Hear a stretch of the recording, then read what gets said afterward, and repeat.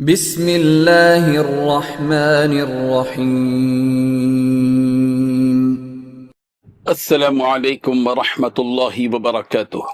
ان الحمد للہ نحمده ونستعینه ونستغفره ونستهدیه والصلاة والسلام على سید المرسلین محمد وآلہ وصحبہ اجمعین، اما بعد۔ حاضرین و ناظرین، یہ درس قرآن نمبر 479 ہے، اور آج سورۃ المائدہ کی صرف ایک آیت کی تلاوت و تشریح کی جائے گی، آیت نمبر 6۔ اعوذ باللہ من الشیطان الرجیم، بسم اللہ الرحمن الرحیم۔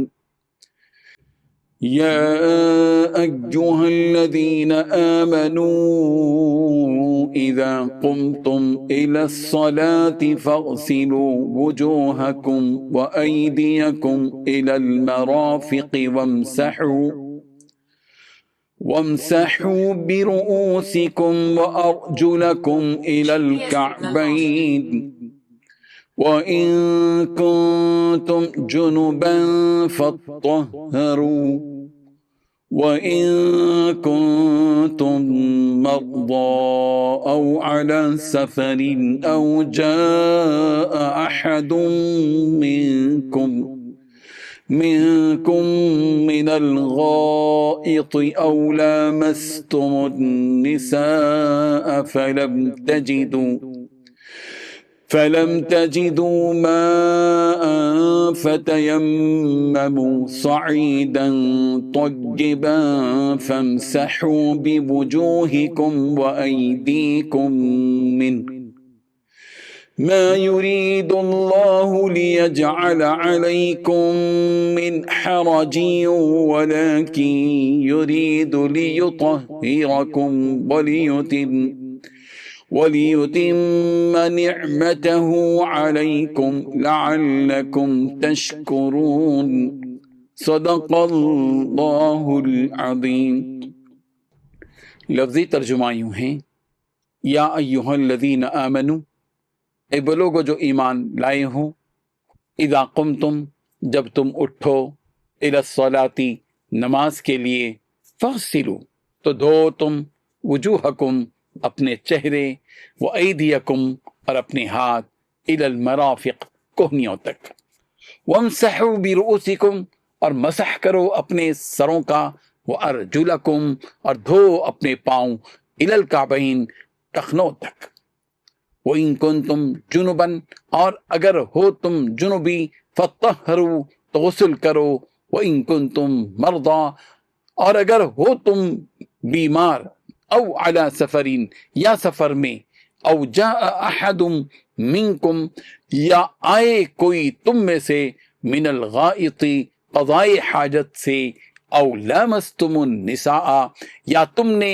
ہم بستری کی ہو عورتوں سے، فلم تجدوا، پھر نہ پاؤ تم، مان، پانی، فتیمموا، تو تم تیمم کر لو، صعیدا طیبا، پاک مٹی سے، فامسحوا، پھر تم مسح کرو، بوجوہکم، اپنے چہروں کا، وایدیکم، اور اپنے ہاتھوں کا، منہ، اس مٹی سے، ما یرید اللہ، اللہ ارادہ نہیں کرتا، لیجعلا، کہ کرے، علیکم تم پر، من حرج، کوئی تنگی، ولیکن یریدو، لیکن وہ ارادہ کرتا ہے، لیطہرکم، کہ تم کو پاک کر دے، ولیتم، اور تاکہ پوری کرے، نعمتہ، اپنی نعمت، علیکم تم پر، لعلکم تشکرون، تاکہ تم شکر ادا کرو۔ ترجمہ یوں ہے، مومنوں، جب تم نماز پڑھنے کا ارادہ کیا کرو تو اپنے منہ اور کوہنیوں تک ہاتھ دھو لیا کرو، اور سر کا مسح کر لیا کرو، اور ٹخنوں تک پاؤں دھو لیا کرو، اور اگر جنابت کی حالت میں ہو تو نہا کر پاک ہو جایا کرو، اور اگر بیمار ہو، یا سفر میں ہو، یا کوئی تم میں سے بیت الخلاء سے ہو کر آیا ہو، یا تم نے عورتوں سے مقاربت کی ہو، پھر تمہیں پانی نہ ملے تو پاک مٹی لے لو، اس سے منہ اور ہاتھوں کا مسح یعنی تیمم کر لو۔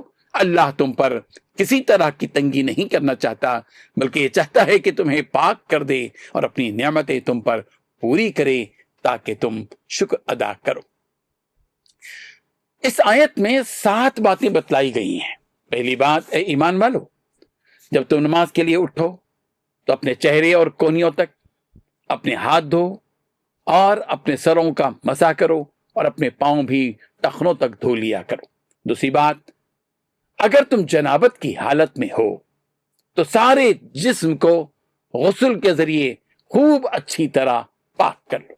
تیسری بات، اگر تم بیمار ہو یا سفر پر ہو یا تم میں سے کوئی قضائے حاجت کر کے آیا ہو یا تم نے عورتوں سے جسمانی ملاپ کیا ہو اور تمہیں پانی نہ ملے تو پاک مٹی سے تیمم کر لو۔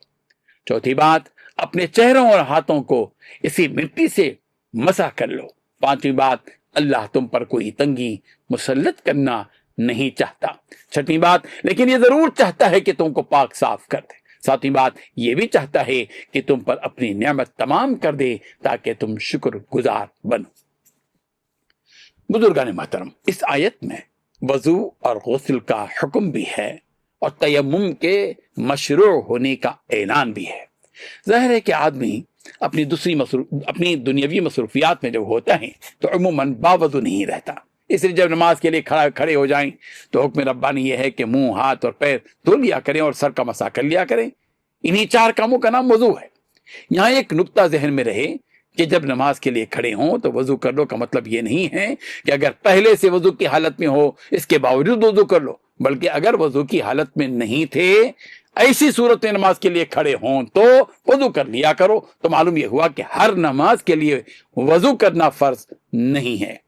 یہی وجہ ہے کہ فتح مکہ کے موقع پر رسول رحمت صلی اللہ علیہ وسلم نے ایک وضو سے 4 نمازیں پڑھی تھیں۔ زید بن اسلم رضی اللہ عنہ نے فرمایا کہ اس آیت کا مطلب یہ ہے کہ جب نیند سے اٹھ کر نماز کے لیے کھڑے ہو تو وضو کر لیا کرو، کیونکہ اس وقت تو یقیناً آدمی بے وضو ہو ہی جاتا ہے۔ یہاں یہ بات بھی ذہن میں رہے کہ اگر پہلے سے آدمی باوضو ہے اور نماز کے لیے کھڑے ہو اور اس وقت بھی وضو کر لے تو یہ افضل ہے۔ حضرت ابن عمر رضی اللہ عنہ سے روایت ہے کہ رسول رحمت صلی اللہ علیہ وسلم نے ارشاد فرمایا، جس نے وضو پر وضو کیا اس کے لیے 10 نیکیاں لکھی جائیں گی۔ یہ ابو داؤد کی روایت ہے۔ فقہا نے البتہ یہاں یہ بات لکھی ہے کہ جب پہلے وضو سے کوئی نماز پڑھ لے یا ایسا کوئی عمل کر لے جو بغیر وضو کے جائز نہیں ہے جو عمل، تب یہ وضو پر وضو افضل ہے۔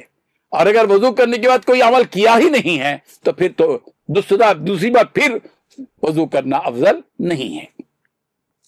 وضو کے بعد غسل کا حکم دیا گیا ہے کہ وَإِن كُنتُمْ جُنُبًا فَطَّهَّرُوا، کہ اگر تم جنابت کی حالت میں ہو تو خوب اچھی طرح سے پاکی اختیار کرو۔ یعنی جس مرد یا عورت پر غسل فرض ہو جائے اور یہ غسل کا فرض ہونا میاں بیوی کے ملاپ کی وجہ سے ہو یا حالت نیند میں احتلام کی وجہ سے ہو، دونوں صورتوں میں سر سے پاؤں تک پورے بدن پر ایک مرتبہ پانی بہانا فرض ہے، اس طور پر کہ کوئی حصہ ایسا باقی نہ رہے جہاں پانی پہنچانا فرض ہے۔ وضو اور غسل کا مکمل طریقہ فقہ کی کتابوں میں مفصل موجود ہے، جس کو بغور پڑھ لیا جائے۔ حضرت ابو ہریرہ رضی اللہ عنہ سے روایت ہے کہ رسول رحمت صلی اللہ علیہ وسلم نے ارشاد فرمایا کہ ہر بال کے نیچے جنابت ہے، لہذا بالوں کو دھو اور جس جگہ پر وہ نہیں ہیں اس کو صاف کرو، یعنی اچھی طرح پانی پہنچاؤ تاکہ میل کچیل بھی دور ہو جائے۔ یہ ترمذی کی روایت ہے۔ اللہ تبارک و تعالی ہم سب کو ان احکامات پر عمل کرنے کی توفیق عطا فرمائے، آمین۔ وآخر دعوانا ان الحمد للہ رب العالمین۔